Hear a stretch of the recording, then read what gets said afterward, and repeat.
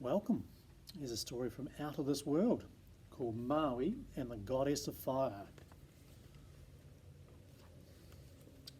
Yes, indeed. Maui was always playing tricks, and one night when he was feeling particularly mischievous, he decided to put out all the fires in the village just to see what would happen.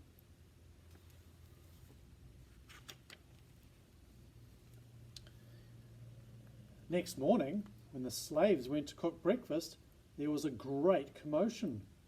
The fires in the cooking house were dead. Maui's mother ordered her servants to go and get some more fire from Mahuika, a fire goddess. In those days, Maui's grandmother, Mahuika, was the source of all fire. But the slaves refused. They had heard of the place where the goddess of fire lived and were too afraid to go there.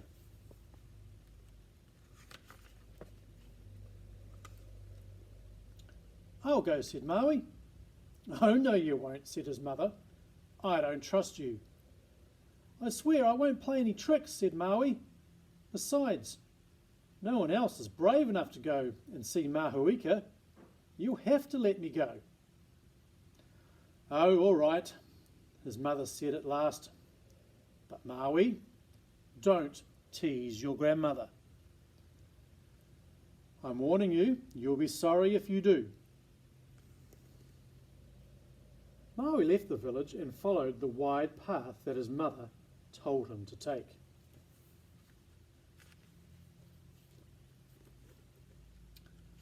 After a long journey, he arrived at the house of the fire goddess and was filled with wonder at the sight of the place. The old woman was sitting by the door of her whare.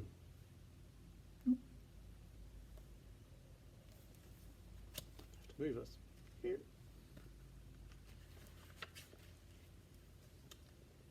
"E kui," called Maui. The old woman slowly stood up. "And who are you?" she asked. "I am me." "Where do you come from?" "You're not from these parts. Do you come from the northeast?"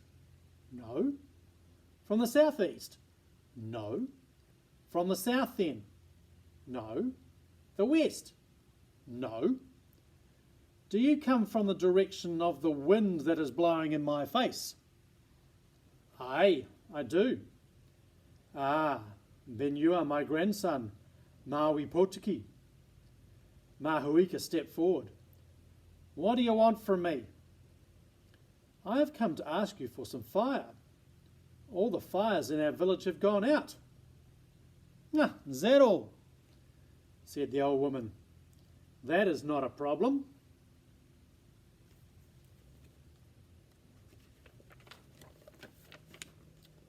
And she pulled out the nail of her little finger.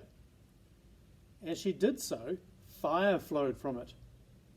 She handed it to Maui, who took it and hurried off towards home.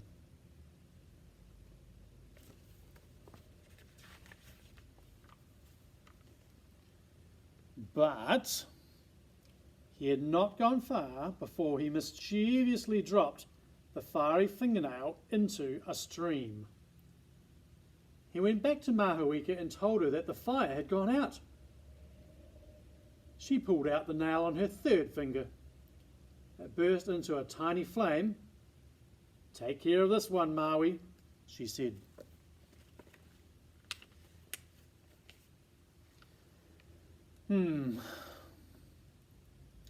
Maui took it and set off down the path towards his village. But again he dropped the fingernail into the stream and returned to his grandmother to ask for some more fire. Mahuika gave him the nail of the middle finger, and Maui dropped that into the stream too. He kept up his trickery until the old woman ran out of fingernails and started on her toenails. He wanted to see what would happen when she had given him the last of her fire.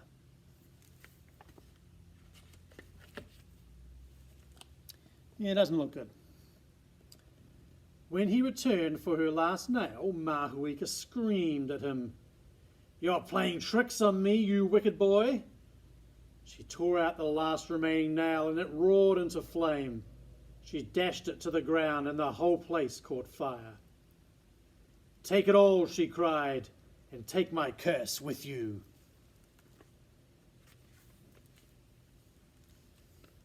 Maui was terrified by his grandmother's power and he ran for his life from the fire licking at his heels. Just as it was about to catch him, he changed himself into a hawk. But the fire leapt up high into the sky and singed his wings.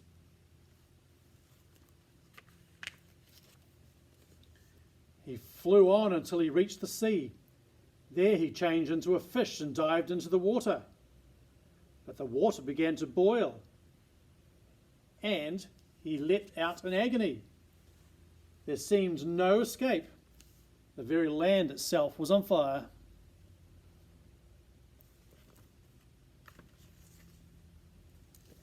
So Maui called to his ancestor, Tawhiri-Matia, the god of wind.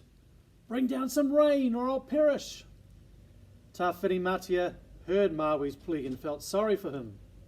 He sent out a huge gale that brought torrential rain down to the fire. Eventually the flames were doused and Mahuika was sapped of her power. Her screams were deafening as the waters rose around her.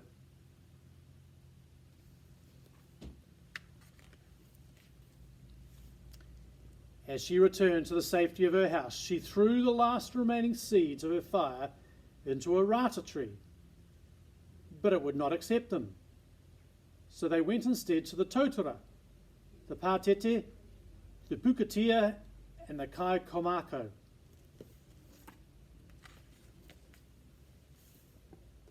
Maui returned home to his village without any fire. "Oh," his mother wailed, "you played tricks on your grandmother, didn't you, Maui? Don't expect me to feel sorry for you." "I don't care," laughed Maui. "You'll have to find some fire for yourself." And he ran off to tell his brothers of his adventure. The people of Maui's village soon discovered the seeds of fire hiding in some trees of the forest. And from that day on, the fire was released by rubbing together dry sticks from the totara, the Pātete, the Pukatia, and the Kai-Komako. The end. Joke for the day. How do you tell how heavy a whale is? You take it to a whaleway station.